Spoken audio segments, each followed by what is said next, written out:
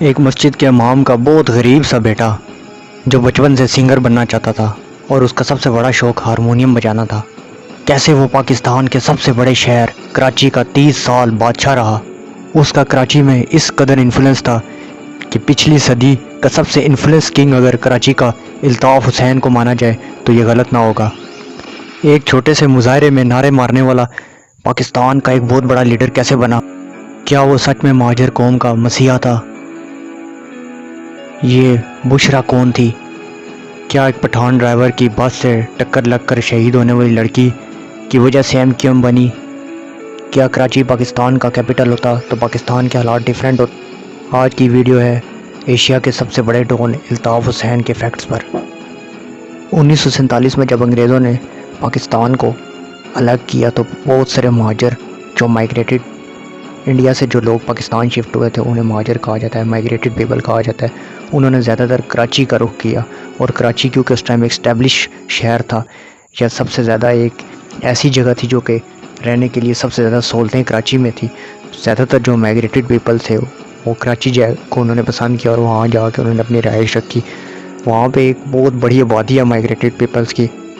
یہ لوگ اپنے مسائل کے ساتھ کسی نہ کسی طرح زندگی گزار کرے، لیکن اصل امتحان ان کا اس وقت شروع ہوا جب فرسٹ ٹائم ذوالفقار علی بھٹو پاکستان کے وزیر اعظم بنے۔ چونکہ کراچی میں زیادہ تر آبادی مہاجروں کی تھی یا مائگریٹڈ پیپلز کی تھی، تو زیادہ تر جابز بھی مہاجروں کو مہاجر کوٹے میں ملا کرتی تھی، لیکن ذوالفقار علی بھٹو نے آ کر تو مہاجروں کا کوٹا کم کر کے سندھی کوٹا بڑھا دیا اور زیادہ تر سندھیوں کو بھی جابز دینا شروع کر دی۔ مہاجروں نے اس پر کافی احتجاج کیا لیکن کوئی بات نہ بنی۔ وقت گزرتا گیا اور مائگریٹڈ پیپلز کے لیے مسائل کم ہونے کے بجائے بڑھتے گئے۔ اس چیز نے مائگریٹڈ پیپلز کے اندر ایک فرسٹریشن پیدا کرنی شروع کر دی۔ 80 کی دہائی تک آتے آتے 90 لاکھ ہندوستان سے آئے ہوئے مائگریٹڈ پیپلز جو کہ کراچی میں آباد تھے، ان میں اور سندھیوں میں بہت سارے اختلافات پیدا ہو گئے۔ لیکن 17 ستمبر 1953 کو خورشید بیگم کے گھر پیدا ہونے والا ایک نوجوان 80 کی دہائی میں کالج میں تعلیم حاصل کر رہا تھا۔ یہ انسان نہ صرف کراچی کی بلکہ پورے پاکستان کی تاریخ بدلنے والا تھا۔ اس انسان کو ایسی طاقت ملنے والی تھی کہ جو پچھلے 100 سال میں کراچی میں کسی بھی انسان کو نہ نصیب ہوئی۔ اس نوجوان کے اندر صرف ایک ہی ٹیلنٹ تھا اور وہ تھا سنگنگ کا۔ الطاف حسین کو صرف گانا گانا اور ہارمونیم بجانا آتا تھا۔ الطاف حسین کو اس قدر ہارمونیم بجانے کا شوق تھا کہ 2014 اور پھر دوبارہ 11 جون 2019 میں جب الطاف حسین کو برطانیہ میں گرفتار کیا گیا تو اس وقت بھی یہ ہارمونیم بجا رہے تھے۔ الطاف حسین نے 1974 میں اسلامیہ کالج کراچی میں داخلہ لیا۔ الطاف حسین وہاں کا ذہین انسان تھا۔ وہ سمجھ چکا تھا کہ مہاجروں کے لیے زمین بہت زیادہ تنگ ہو چکی ہے، کیونکہ مہاجروں کو ملنے والا صرف 2% کوٹا بھی جاب کا ختم ہو چکا تھا۔ چنانچہ ایک پڑھے لکھے نوجوان کی حیثیت سے الطاف حسین نے اپنی ایک سیاسی پارٹی بنائی جسے وہ ایک اسٹوڈنٹ لیڈر کے طور پر آپریٹ کرتا تھا، جس کا نام الطاف حسین نے آل مہاجر قومی موومنٹ رکھا۔ الطاف کی ٹولی شروع میں مہاجروں کے گھر گھر جاتی، یعنی ڈور ٹو ڈور جا کے ان کے مسائل پوچھتی اور انہیں بتاتی کہ ہم لوگ آپ کی لیڈرشپ کر رہے ہیں، آپ ہمیں الیکشنز میں ووٹ دیں اور ہمارے بازو بنے۔ الطاف حسین کا سب سے بڑا پلے کارڈ تھا مہاجروں کو بے بس اور کمزور بتانا۔ یعنی شروع میں الطاف حسین اپنی ٹولی کے ساتھ گھر گھر جاتا اور کہتا کہ آپ لوگ بہت زیادہ بے بس اور کمزور ہو اور سندھی آپ کے ساتھ بہت بڑے پیمانے پر زیادتی کر رہے ہیں۔ سندھی ہمیشہ آپ کو غلام بنا کر رکھیں گے، ہمارے ساتھ جڑو اور مضبوط بنو۔ لوگ جڑتے گئے اور الطاف مضبوط بنتا گیا۔ الطاف پیسے اور رسوخ سے اس قدر مضبوط انسان بن گیا کہ 6 سال کے گزرتے گزرتے 1980 تک الطاف حسین اپنی ایمبولینس سروس شروع کر بیٹھا تھا۔ یعنی کہ الطاف حسین کی کراچی کے اندر اپنی ایمبولینس سروس چل رہی تھی، جو کہ ایک اسٹوڈنٹ لیڈر تھا جس کے پاس کچھ بھی سرمایہ یا کسی قسم کا بھی سوائے ہارمونیم بنانے اور سنگنگ کرنے کے کوئی ٹیلنٹ نہ تھا، کیونکہ مہاجر قوم کو اپنے اندر ایک انرجیٹک لیڈر نظر آ رہا تھا۔ شاید تاریخ وہ گیپ پورا کر رہی تھی جو ذوالفقار علی بھٹو نے ڈال دیا تھا۔ الطاف حسین نے سب سے بڑا پلے کارڈ ہسٹری میں یہ کھیلا کہ الطاف حسین غریب مہاجر بیٹیوں کی یا غریب مہاجر لڑکیوں کی شادیاں کرواتا تھا۔ جی ہاں، 1980 کی دہائی میں جو بھی مہاجر غریب لڑکی الطاف حسین کے دفتر تک جا پہنچتی تھی، اس لڑکی کی شادی، اس کا جہیز اور اس کی تمام ذمہ داریاں الطاف حسین اور اس کی ٹیم کی ذمہ داری ہوتی تھی۔ پھر کیلنڈر نے ایک سال اور ایک مہینہ دیکھا، وہ مہینہ تھا مارچ کا اور سال تھا 1984 کا، جب الطاف حسین نے آل مہاجر قومی موومنٹ کا نام بدل کر متحدہ قومی موومنٹ رکھ دیا اور اس کو ایک چیریٹی پارٹی سے چینج کر کے ایک سیاسی پارٹی کا درجہ دے دیا۔ شروع میں الطاف حسین کی پارٹی کی صرف 3 مانگیں تھیں۔ پہلی مانگ کہ کم سے کم 20 سال سے جو لوگ کراچی میں لگاتار رہائشی ہیں، یا ان کے پلاٹس ہیں یا ان کے گھر ہیں، یا وہ کسی نہ کسی طریقے سے ضمانت دے سکتے ہیں کہ وہ 20 سال سے لگاتار کراچی میں رہ رہے ہیں، صرف انہی کو کراچی کا شہری مانا جائے۔ دوسری شرط، صرف انہی لوگوں کو زمین کی خرید و فروخت کراچی کے اندر، یعنی زمین کی خرید و فروخت کی اجازت ہو جو لگاتار 20 سال سے کراچی میں رہ رہے ہیں۔ اور تیسری اور آخری مانگ کہ سرکار مہاجروں کو بندوق رکھنے کا لائسنس جاری کر دے، کیونکہ مہاجروں کی جان کو آئے دن سندھیوں سے خطرہ تھا، اس لیے یہ آخری مانگ رکھی گئی تھی۔ اس وقت کے پاکستان کے تاناشاہ ضیاء الحق، انہوں نے اس بات کا کوئی دھیان نہ دیا، لیکن کچھ عرصے بعد بہت زیادہ دھیان دیا۔ کس بات پر؟ ایک لڑکی کے شہید ہو جانے پر۔ 15 اپریل 1985، 20 سال کی بشرا زیدی اپنے کالج کے باہر گھر جانے کا انتظار کر رہی تھی۔ بشرا زیدی سڑک کنارے کھڑی تھی کہ ایک تیز رفتار بس نے اسے کچل دیا۔ بشرا شہید ہو گئی، جو کہ ایک مہاجر لڑکی تھی۔ ایکسیڈنٹ کی خبر آگ کی طرح پورے شہر میں پھیل گئی۔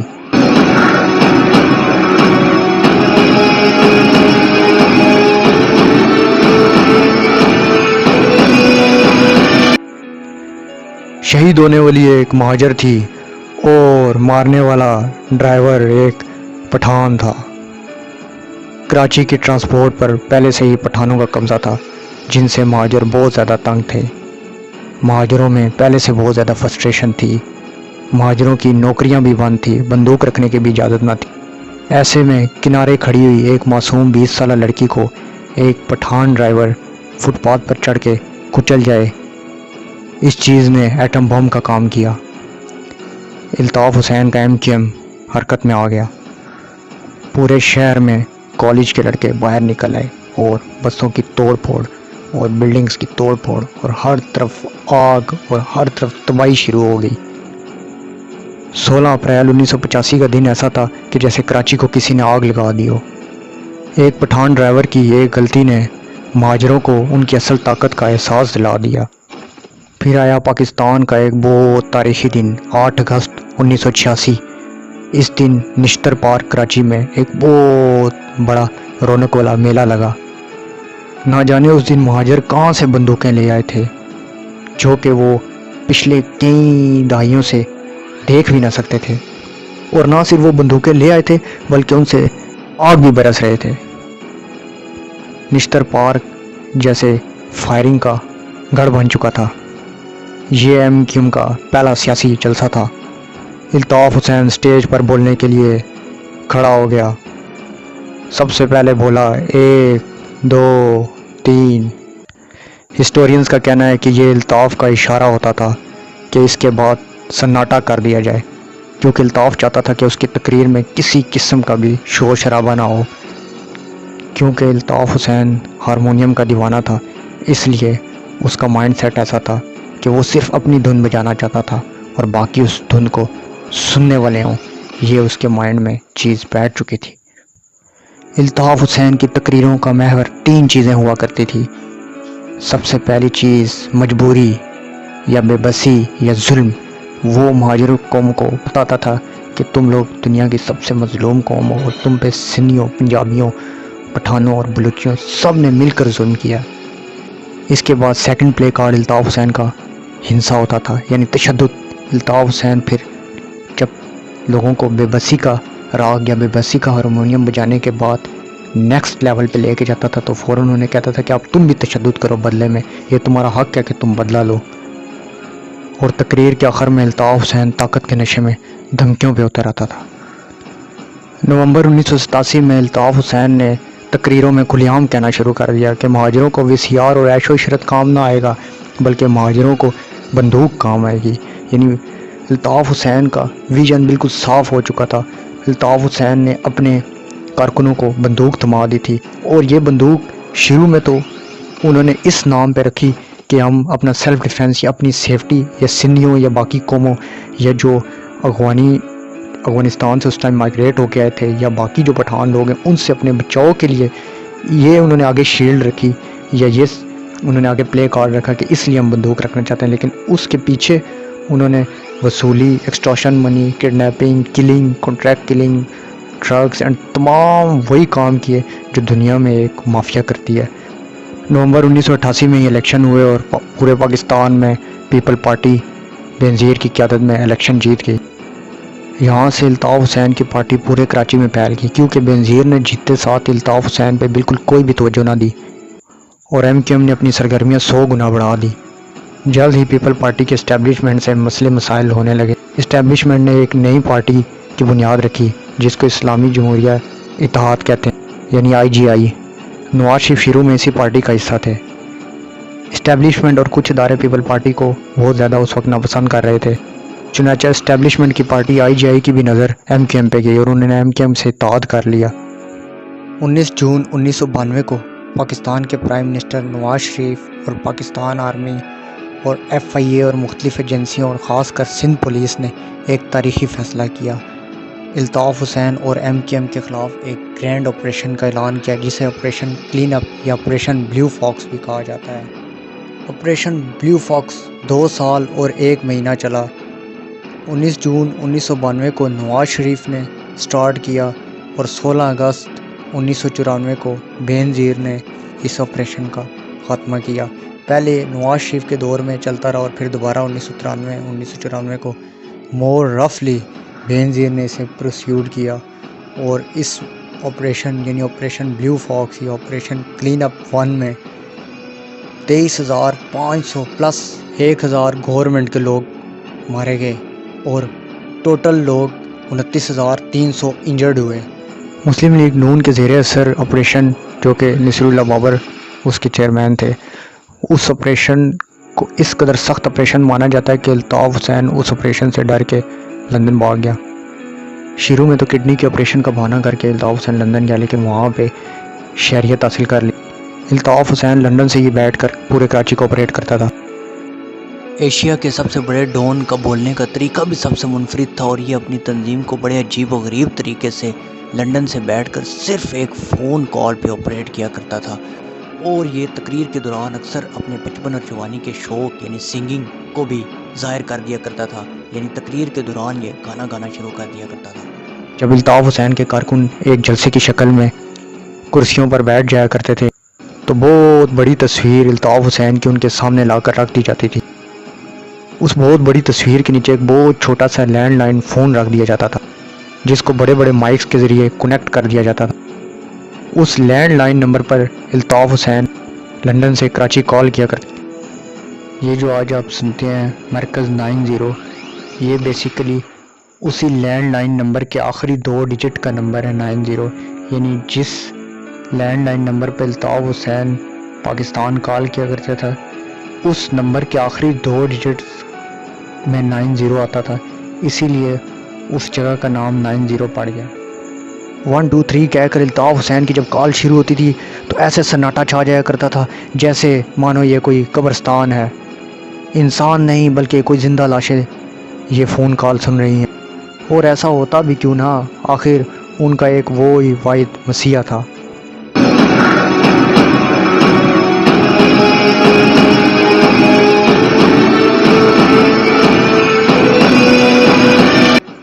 الطاف حسین کے سامعین کا ایک ہی نعرہ ہوتا ہے، جیے ماجر۔ بہت زیادہ جذباتی ہو جانے پر کچھ سامعین یہ شعر قائد آپ کا نہیں ہے کسی کے باپ کا بھی نعرہ لگا دیا کرتے۔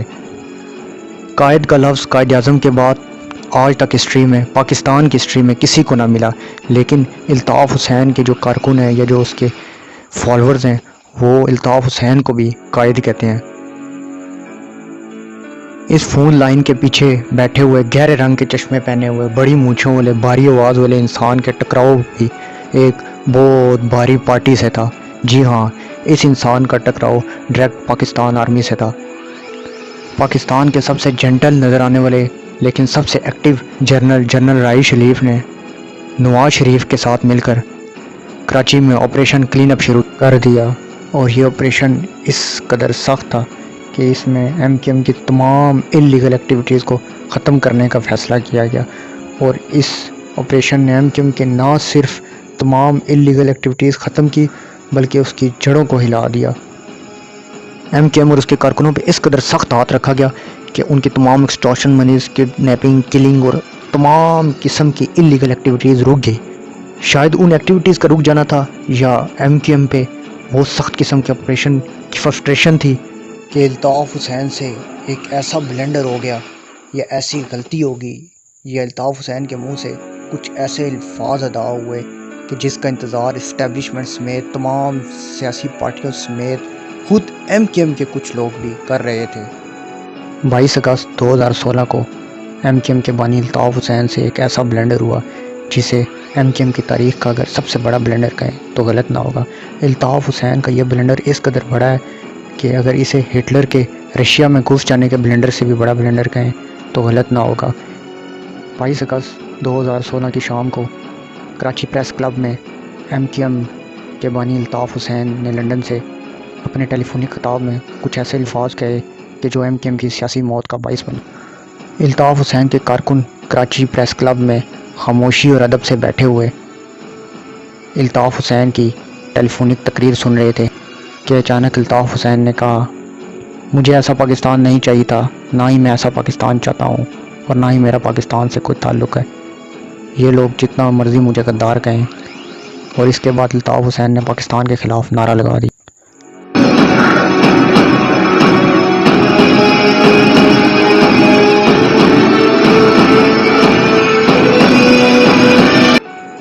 پریس کلب میں بیٹھے الطاف حسین کے کارکنوں پہ سناٹا چھا گیا۔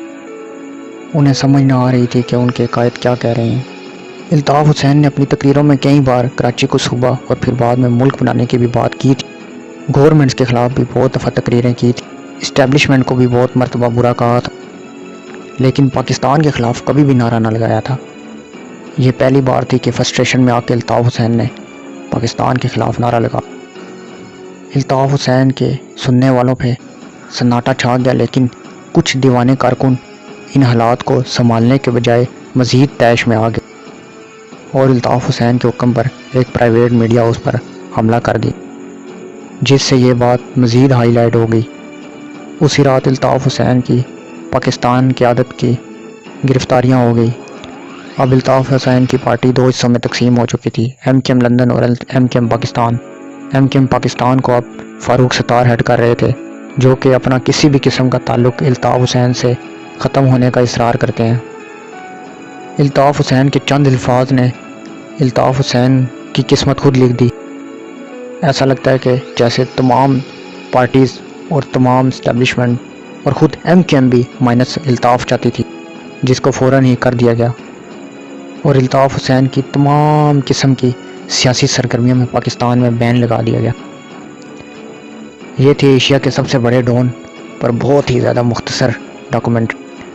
مائی کیوریس فیلوز، مجھے تاریخ میں سے بہت ساری چیزوں کو مائنس کر کے آپ کو یہ ویڈیو بنا کر بتانا پڑی تاکہ ویڈیو بہت زیادہ لمبی نہ ہو جائے۔ مجھے بہت ساری اہم چیزیں مائنس کرنی پڑی، جس میں بینظیر کا ایم کیو ایم کے خلاف 1990 سے پہلے کا آپریشن، اور پھر غلام اسحاق خان کا بینظیر کا اس نام پہ حکومت توڑ دینا کہ ایم کیو ایم کے بہت سارے کارکنوں کا قتل ہو گیا، پھر دوبارہ نواز شریف کا آپریشن کرنا، پھر دوبارہ بینظیر کا پھر سے 95 میں آپریشن کرنا، پھر 1995 میں وہ سال تھا جس میں 1700 سے زیادہ لوگ کراچی میں قتل ہو گئے۔ پھر ایم کیو ایم پہ وہ الزام لگا کہ جب ایم کیو ایم نے حکیم سعید کو قتل کیا، اس کے بعد کراچی گینگ وار کی لپیٹ میں آ گیا 1998 میں۔ پھر مشرف کے دور میں ایم کیو ایم کو کافی سپورٹ ملنا اور پرانے تمام کیسز کو معاف کرنا۔ پھر زرداری کے دور میں بابا لاڈلا گروپ، ارشد پپو گروپ اور رحمان گروپ، امن کمیٹی، ان کی آپس میں گینگ وار، ان سب چیزوں کو مائنس کرنا پڑا۔ اور ڈائریکٹ میں نے آپ کو نصیر اللہ بابر 92 کے آپریشن سے 2016 کے آپریشن کا احوال بتائیں۔ نیکسٹ ٹائم میں دوبارہ الطاف حسین اور کراچی پر ایک بہت بڑی ویڈیو بناؤں گا۔ So keep watching secret of Kings.